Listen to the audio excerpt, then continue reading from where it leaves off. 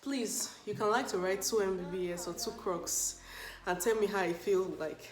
After that, you can come and talk to me. But till then, who's your dad? Like, I was so sure that I wasn't gonna graduate medical school this year. Like maybe next year, but not this year. Won't he do it? He that started a thing, won't he do it? Your girl is her graduate. Listen, 10 years is no joke, fam. Listen.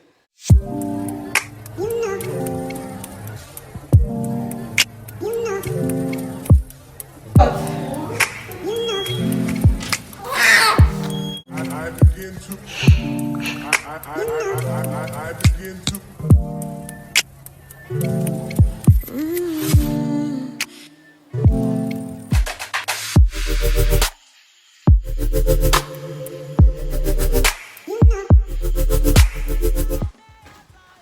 Excuse me. Excuse me. You talking to me, sister? I think you need to address me accordingly. My goodness. Can you see that? I'm not your mate. Listen. I am not your mate.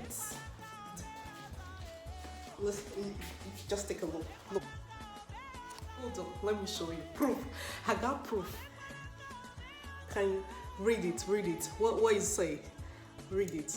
Specialist diploma. Hold on. Hey, can you see? Is it clear? Can you see the stamp? Can you see the seal? Can you see the signature? That is right. I'm not your. When you're talking to me, you have to talk with respect. Because why? I'm not your mate. What? A whole dozen. I did not just come out with a degree. Listen. Can you see? Certificate of honor. Can you see? Certificate of recognition. And tell how your dad is. I'm not your mate. When I step into the place, you clear the room. Listen, in a whole, 10 years? I mean, for other people it might have been, let me take out all of this regalia for a minute, for a second. For other people, it might have been 6 years, 8 years, 7 years. But for me, it has been the whole long 10 years. This story time is long overdue. Listen guys, so I'm going to do a compilation of videos of my graduation day. Today isn't actually my graduation day. I just decided to recreate the look, try to recreate the look of my graduation day. So I would have uploaded the video before now of a compilation of videos and pictures from my graduation because they cannot be wasted. 10 years later, and the girl is a medical doctor. Won't he do it? He that said a thing and it comes to pass. My goodness. Story. Here goes everything. So, is my tag showing? You have to be saying that I'm a doctor. Can you see that I'm a doctor? Can you see my tag? That is right. You need to be saying it. He's a milestone I just hit. So, I actually graduated secondary school, high school, college, yeah, whatever it's called, that one, before university. I graduated 2010. Where are we? 2020. I'm a child of I'm a child of glory. Let me tell you something. So I graduated in 2010, and Nigeria education system jam me. Actually, jam did not jam me. It's the university that jammed me. Because I was always passing my jam, but at every point, no admission. Admission list come out, no admission. The other one gave me, I think, agric, something related to agriculture or something like that. And I'm like, and I did a few courses, pre-science courses. Listen, I've been through something. I cannot understand. You can't believe it. You can't believe it. So it was quite a struggle to get into Nigerian university to study medicine. And it wasn't a case of I wasn't getting the cut-off mark. My dear sister and brother in the Lord, assuming I used to fail, I would have said, boy, it's not my calling. Like this thing, God is saying something. Even though eventually I got to the point, yeah. So first of all, when I graduated secondary school, I wrote my jam. Actually, in that first one, I didn't make it to the medicine cut-off, so I had to rewrite the next year. But I was fresh out of secondary school, so at that point it was like no biggie, yeah. So I wrote jam again, but before I wrote jam, I went to Unizik the next year, which was 2011. I went to Unizik to do their pre-science course in Umbalco, yeah, and then 6 months we did that. Now like, it's time for us to enter the university and study medicine that we do the pre-science for, because there was a certain quota of people that they could take for that year for medicine, and so like the first 50 or 100, where I can't really remember how many that passed the course according to your score will be giving medicine. My dear brother and sister in the Lord, even before the results came out, next thing will be they're putting everybody in pharmacy because the school lost accreditation that year. I was supposed to enter. And I'm like, wow, really? So I'm like, oh, okay, this is what it is, right? It's not bad. Like, I just finished school last year, so it's bad still, do you understand? I can still manage. So I went back home, and then I started preparing for JAM again, which I was actually already preparing while I was in Unizik. I was preparing for JAM, that like, okay, if not the pre-science way, then the JAM way, right? So do JAM and we enter into this university or that university. Then I use them as my first choice. So the schools, and then when you do use universities as your second choice rather, they most likely will not give you the admission, especially when you're going for medicine. Like, who does that? But I did, and I didn't get it. Like, of course, Nnamdi Azikiwe lost accreditation, so I had to leave on that Nnamdi Azikiwe 2011 and applied for pre-science 2012, if I'm not mistaken. Sorry, not pre-science, Unilag. I went to Unilag.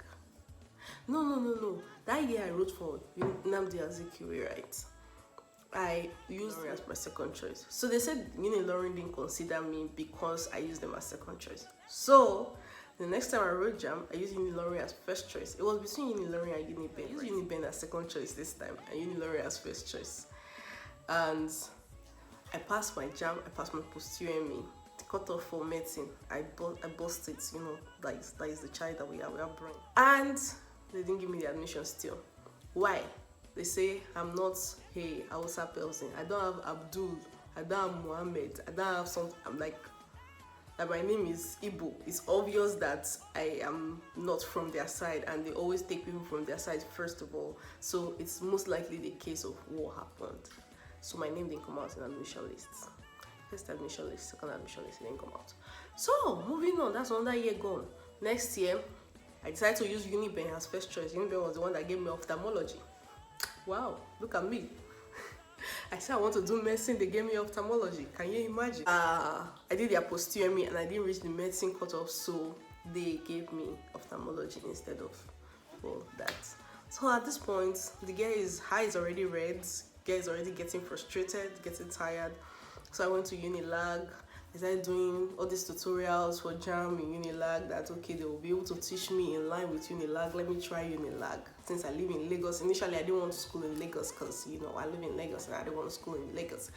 But as things were going, I was like, whoa, I don't look here right now. I just want to enter the university. I just want to be studying this medicine already. My mates are already in school. Like, what am I doing in my life? I was already feeling frustrated.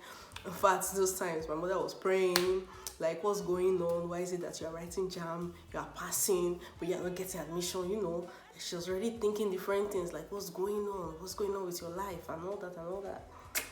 Well, long story short, I went to Unilag. I didn't end up writing their pre-degree, whatever, or their post-UME. So that was 2013. So eventually I got admission.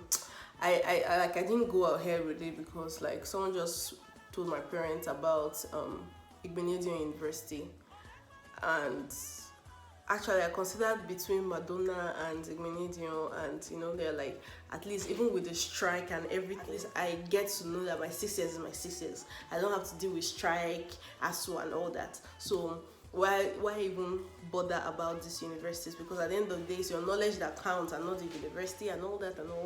You get me? So my parents were convinced. They asked me. I was like, okay, I really don't mind. I just feel like I've already stressed you guys enough. Like, the money you've been spending on me, this pre-degree, jam, post-UMA, and you have to travel to these different locations to write this exam, the stress and everything. I just felt like it was already too much on them. But shout out to my parents, they are the most supportive people on this earth. Honestly, I can't thank God enough for actually giving me these people as parents. I can't believe that there was even a time I used to think that these people were not my parents. I used to think that I was adopted, but like, shout out to my parents, my mom especially. I love you so much for me. They were so supportive. So they're like, oh no, if this is what you want to do. My mom was like, I would even sell my wrapper. As far as I see that this is what you want to do and you're very passionate about it, I don't mind. Like, I will give you whatever you desire to make it in life. So that makes me teary. So eventually I went to Igbenedion University, and guys, lo and behold, what happened? After 1 year of the first year of medicine, now second year I was supposed to enter into medicine proper. So they said you have to get 4.5 and above or something like that to be able to go into second year medicine proper, right? When we finished the exam of the first year, that we're now at home, semester has finished, everybody has done their hard work, and results came out. They say they lose accreditation.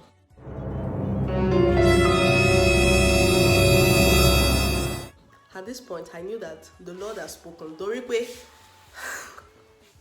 like shake me, when you know that they have cost me, that every university I go, they are losing the accreditation. Like, how does that even make sense? Like, from one issue to the other, like, it was just crazy to me. It just didn't make sense. It was just like, this is more than a coincidence. God has to be speaking to me at this point, because like, I'm just tired. Like, what's all this nonsense?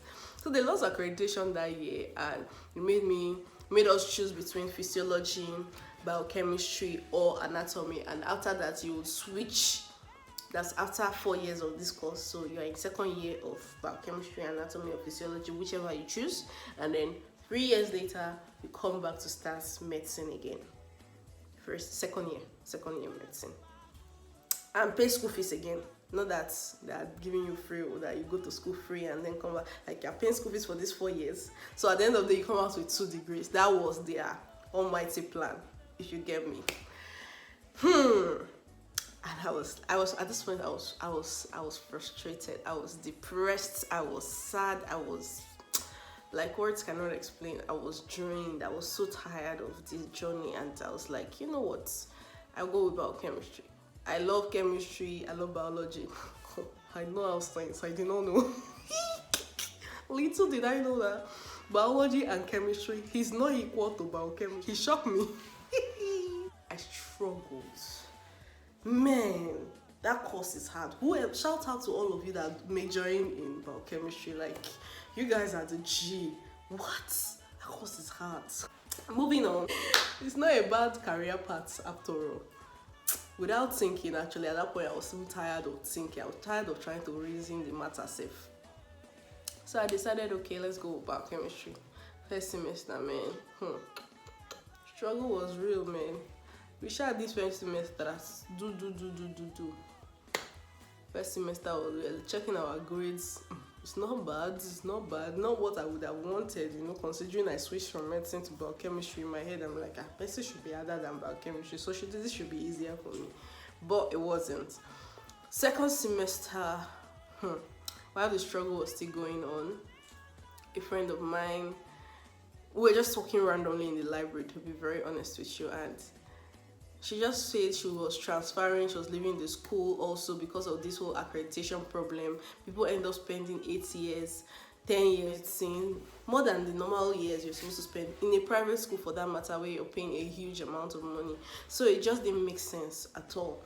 So she was going to transfer. So she was telling me that she got admission in Ukraine, but she wasn't going to come to Ukraine again because she also applied to Nsukka, the University of Nigeria, Nsukka, and she got the admission. So obviously that is cheaper and it's home, so it's just easier to go for that one. So she went for the Nsukka admission, and she was like, if I want that, she could give me the contact of the person that helped her with the admission processes to come to Ukraine. Voila. Like, guys, I'm not even joking. Like, I went home I think we had a holiday or something. I went home, told my mom about it. She was like, Let's go and meet the man. We went the man, the man said, bring this, bring that, bring that. I brought everything they said I should bring, gave it to him. The next thing it was like, you're gonna go to Abuja, you have interview, you have medical test, you have this house. Like, wow, oh, okay, is this it or what? Before you know it, I am in Ukraine. So 4 years after medical school, after secondary school, I came to Ukraine, and then 6 years in medical school altogether. So this is why I always say that coming to Ukraine is actually better than in Nigeria, because my 6 years is my 6 years. Do you get me? I graduated as a medical doctor, and I can say that I have enough knowledge to carry me through into the system. Maybe not enough knowledge to sustain me, which is why we enter into practice. Anyways, first year you're taught everything, so all the practical knowledge you need to get, you get it. But here I can say the knowledge that was impacted in me was substantial enough to carry me into the next phase of my life. So what more am I asking for? Honestly, tuition fee then was cheaper than my school fees in Igbenedion. Can you imagine?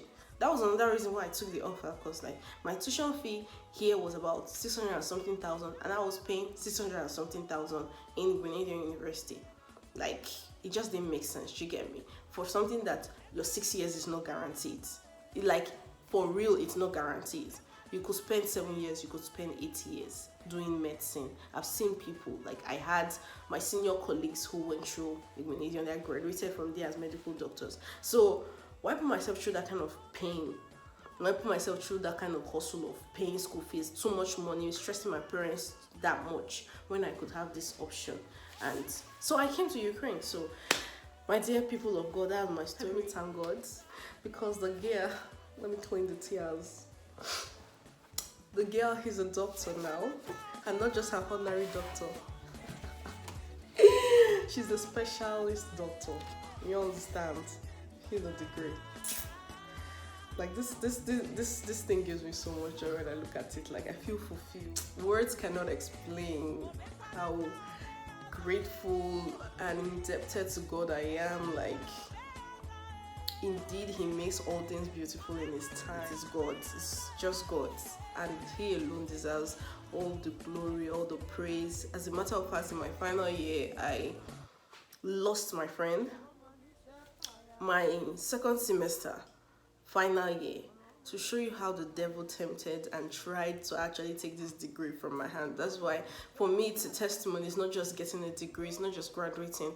It's a testimony to a whole ball game. The school fees, how we actually had to gather my school fees every semester. Like, I wasn't paying my school fees all up front because my parents were not that buoyant financially for them to just pay my school fees all through. So like, we had to actually pray every semester, every year, for the school fees that we used to pay for the next semester. It wasn't just lying around in the account. So God miraculously provided my financial needs. Past through final year was the one that hit me the most. Second semester, I come back from a vacation and my friend died. Very close friend, and she died in my hands. And I was so sure that I wasn't going to graduate.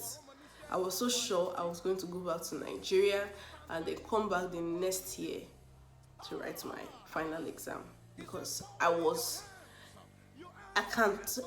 sure that no, I'm not ready mentally. I'm saying this now, I'm feeling so emotional right now.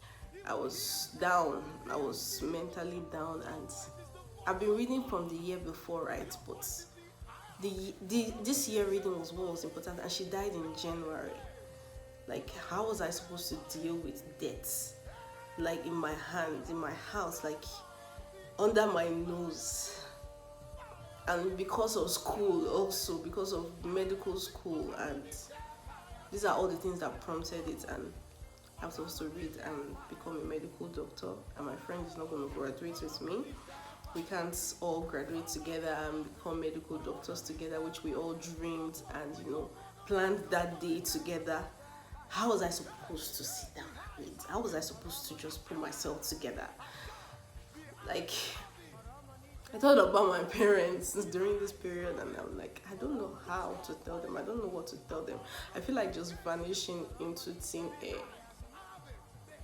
I cried today point where I had no more tears. I just sat down and stared into thin air. I was scared, walking around in the night, even using the bathroom, going to the bathroom alone. I was so scared. Like, I was just really, really in that phase of life where I had given up, honestly. I don't want to cry in this video. This was the last straw, just to show you how much the devil actually pushed me, how much the devil actually tempted me. I was so sure that 2020 wasn't my graduation year. Then the pandemic hit, because I had to go to classes, finish my class, because if you don't finish your class, you don't write exams, right? So dealing with attending classes, preparing for our exams, we had pre-crocs to write. So like before the final exam, there's a lot of exams to write. So that was why I just knew that final exam wasn't going to happen for me, because I had to read for all of that. I had to try to bring myself to the right mental state, think about what's next after medical school. I was just sure that no, this is not me. I can't do this. Like my mental health was messed up, man. And I was just like, no, it's not possible this year. But God did it. He made it possible, and I made it. And I just want to say thank you, Jesus, and I want every one of you to thank God for my life. Thank God for me. Help me tell Baba God that Imela. Because he indeed, when he says a thing, he will do it. He starts a thing, he will finish it. And it was so emotional for me.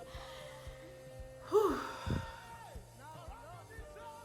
But then the pandemic came here, so we didn't have to go to class. So I didn't have to deal with seeing people, because at that point I didn't want to see anybody. I didn't want to talk to anybody. I didn't want to be around people. But then in my school, if you don't go to class, you get absent, and if you get absent, you can't write the exam. And I couldn't just stay and not go to class, so I had to go to class. And I was just really like a zombie in class, like just attending class for the sake of going to class. I wasn't really myself.